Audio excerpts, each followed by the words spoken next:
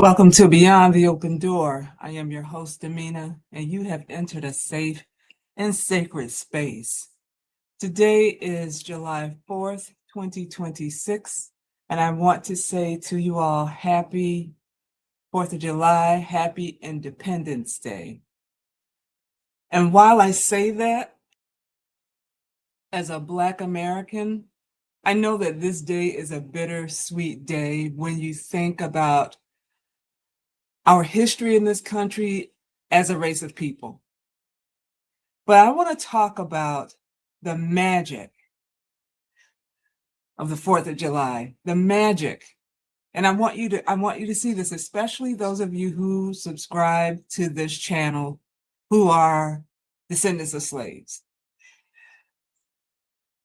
And while we all can feel some kind of way because we know back in 1776 our people were not free, our people were enslaved, our people did not have freedom, they did not have independence, they were still shackled and chained. We know that, we understand that, and that's the bitter pill that we continue to swallow every year this specific date comes around. And knowing that this is the 250th year of this nation being a country, right? We know this.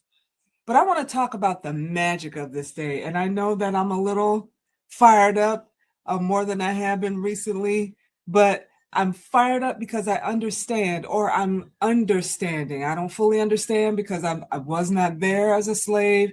I don't even know the names of my great parents who were slaves at that time and died never seeing freedom. And then my great grandparents and grandparents who were free, but still under that era at the time where they were still followed, they were still told, they were still may not have been physically shackled, but still psychologically shackled, still had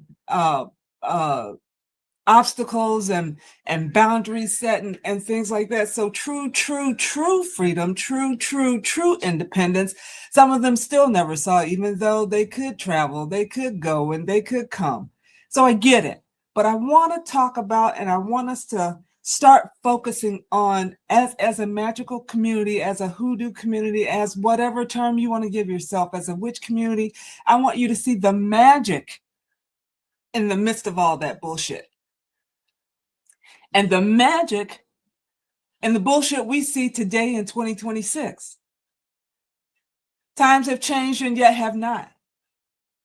But I want you to see the magic. I want you to celebrate the magic, because that's really where we have to go. That's where we have to go. A lot of people that I'm seeing on my Facebook, feed that comes up, and with this holiday, like Juneteenth that we just observed and celebrated, a lot of that stuff continues to come up because it's our history and we will not allow it to be erased. But I want us to get to the magic of it all. In the midst of all that crap, in the midst of what they went through, there was still hope.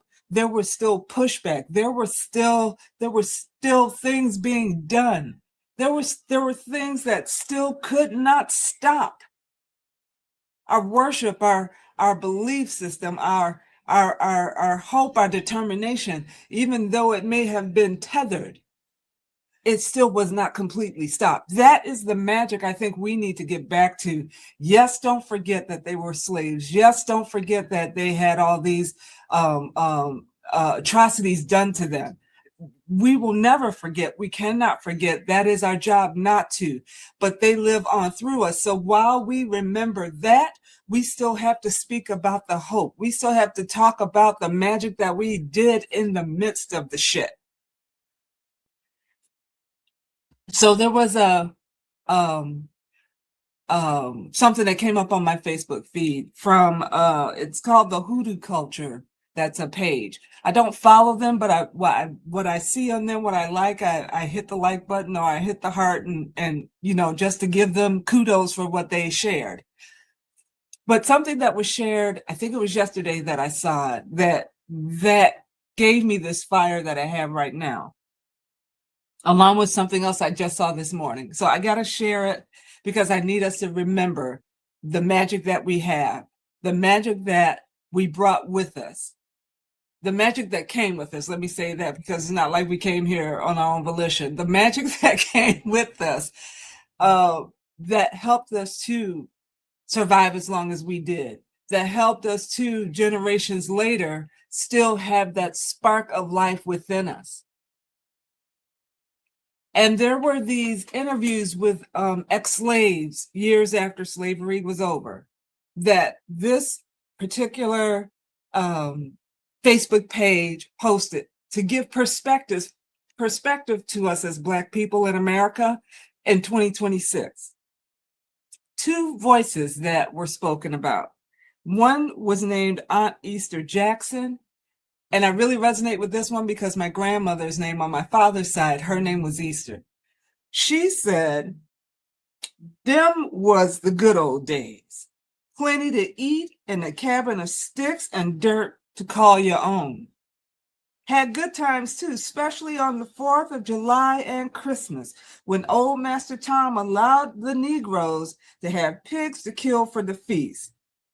Why, child, you could see there the big pot that we put that they cooked those pigs in, and it was so heavy it took two of them to put the lid on it.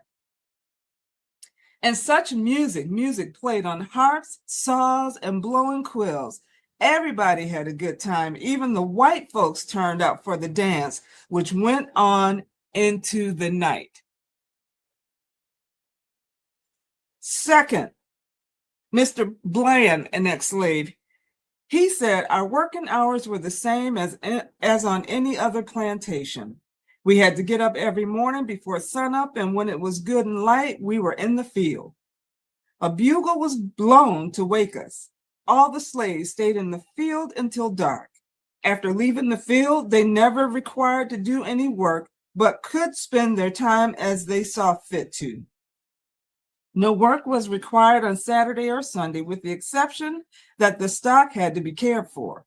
Besides those days when no work was required, there was the 4th of July and Christmas, on which the slaves were permitted to do as they pleased. These two latter days were usually spent in true holiday spirit, as the master usually gave a big feast in the form of a barbecue and allowed them to invite their friends." Here's my perspective on both of those sharing of events.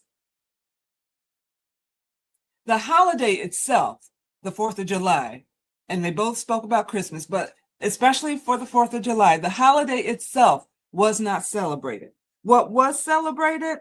It was the day that was afforded to them, that they did not have to work. Were they free? No. Were they independent? Hell no. But that one day off to enjoy each other was the point. That was the magic. The dance, to sing, to eat, to pause their reality of not being free, their reality of not being independent was paused.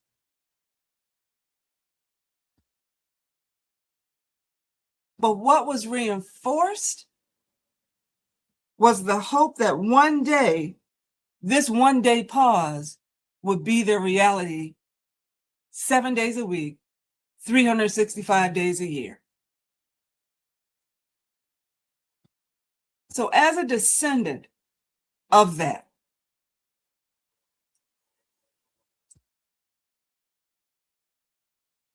I don't celebrate the day itself, but my magic goes on. Their magic goes on through me. Because I understand the fight is still real. I understand that while we can walk about and we can do this and we can do that, there's still a struggle. This morning, I also heard a woman by the name of Zena Jock. I'm not sure if that's the correct way to pronounce her name. I've never heard of her before until I saw what she had to share this morning. She went back to Frederick Douglass's speech. And his question was, on the speech that he gave July 5th in 1852, was, what to the slave is the 4th of July? A lot of people post that writing. A lot of people post that speech that he gave and how he spoke about the truth that the folks were not free, that the claim that all men are created equal was not being recognized for people of color, the Black man that was still enslaved. He spoke to that.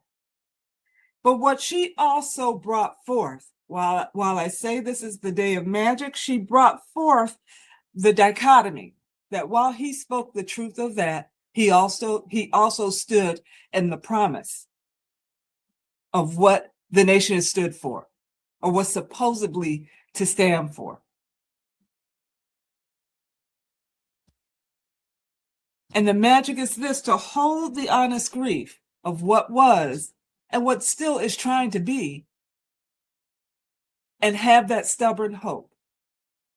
Isn't that what magic is all about?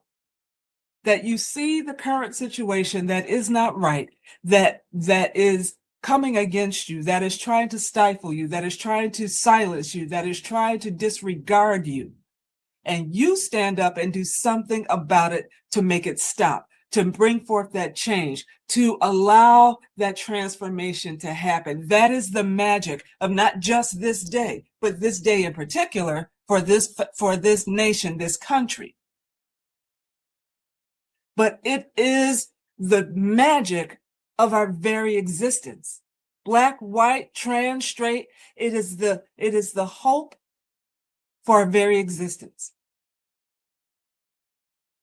So don't just get caught up on what was going on for our ancestors. I didn't say don't forget it. I said don't just get caught up on it.